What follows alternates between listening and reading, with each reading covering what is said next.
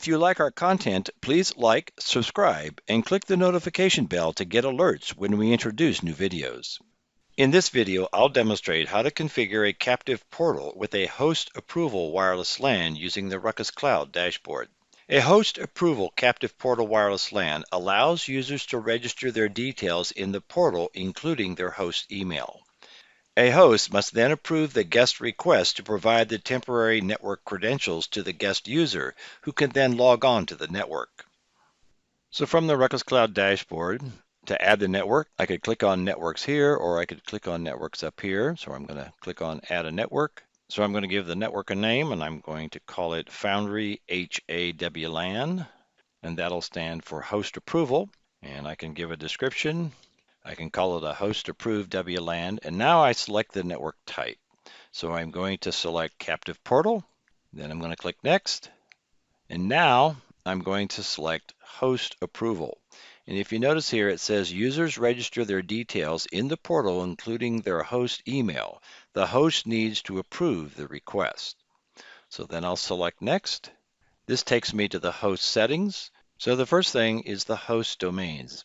And it says only hosts from these domains will be allowed to approve guest requests. So I'm going to put in two domains, CommScope.com and gmail.com. The password expiration options, the host will see only the selected options. So by default, I got 1 hour, 4 hours, 1 day, and I'm going to go ahead and select a week. Then I can put in a redirect URL, and this will be where the user is directed to once they log in. So this would normally be the business's website. So I'll put in the CommScope website here. So that completes my host settings. Now I go to my portal web page. I click next. And this is where we define the captive portal web page. So the displayed language is in English, but I could select other languages. So for example, if I put French, you'll notice that the language changes over here. So I'll put that back in English. If I want to change the logo, I can click on Change and pick a logo. And since I'm representing an art studio here, I'm going to put in a picture of the art. I can put in some welcome text, and I'll say, "Welcome to the Iwani Art Studio." And you'll notice that when this is typed in, I get a real-time display over here. And this is what the user is going to see when they log in. So they see the logo, they see "Welcome to the Iwani Art Studio." If I wanted to put in terms and conditions, I could do that. So let's scroll down here a little bit. So what happens is when the user logs onto this WLAN, they're going to come to a register page and they're going to come to a login page. Under the register page, they're going to enter their details to receive the password. You're going to put in your name, you're going to put in your phone number so you can get a text message. Then you'll put in your host email, and if there's any additional message, you would put it here. Then when you go to log in, after you've gotten your password, you'll enter the password here, and then you will click on Connect to the Wi-Fi. So that's what it's going to look like when this gets all done. So I've set up my portal. I'll click Next. Now I would select my venue, and I'm going to select the Foundry venue. Now notice here by default, it has all APs. If I click on that, I can do all APs, or if I have a group of APs, so I have one group here called Foundry, I'll go ahead and click on that. So I'll assign those APs, and I could assign different radio frequencies here as well if I wanted to. Then I'll click Next. This is my summary page, and it gives me the name of the SSID, the type, the host domain, the password expiration. It has a redirection URL. And then we have an advanced network settings down here. I can change the VLAN ID, the maximum number of devices. I might want to change that since most people have one or more devices. The user connection settings. So in this case, allow the user to stay connected, and you'll put in some figure here. So I'm going to put in 3, so they can stay for 3 days. Do not redirect to the portal when reconnecting within. So if they log off or they time out, then if they log in within this many hours, they won't have to go through the portal again. Under load control, I can set the maximum rate. By default, it's unlimited, but I could set it per AP or per client. Maximum clients per radio, I can adjust that. I could set access control policies, and then I would click OK. And then I would go ahead and create the network.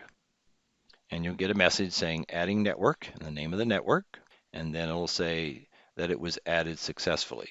So now we've enabled the network. What I'd like to do now is put on my client's hat and log on as a client. So now I'll go to the bottom and click on my wireless networks. I should be able to find the network that I just set up. There it is. It's called Foundry WLAN. I'm going to click on that, and I'm going to go ahead and connect to that. And that'll redirect me. So that redirects me to the logon page. So I've walked into a company, and I've now clicked on that SSID, and now I have to register. So I'm going to put in my name. I'll just put in JP. I would put in my phone number. Then I would put in my email. So my email is going to be jpforbetterwifi@gmail.com. And then I could put in some notes. Need access for 3 days. All right, I filled out the registration. Now I'm going to click on register. And it'll say that the request has been sent to the host email for approval.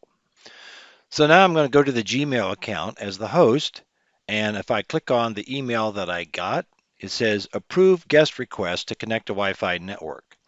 So it says that JP is asking for permission to connect to the Wi-Fi network, and it names the network, and it says need access for 3 days. Click to approve access for, and I can select any of these 4 blocks, 1 for 1 day or 7 days.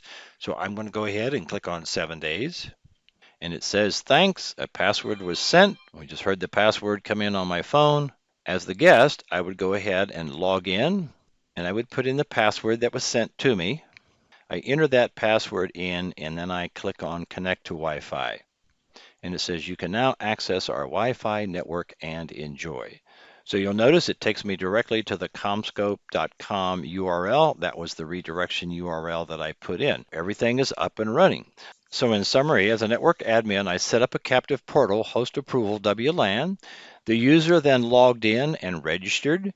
The admin then accepted the request, and the password was sent to the user's phone, and they were then able to log in. So this is how we create a captive portal host approval WLAN using the RUCKUS Cloud dashboard.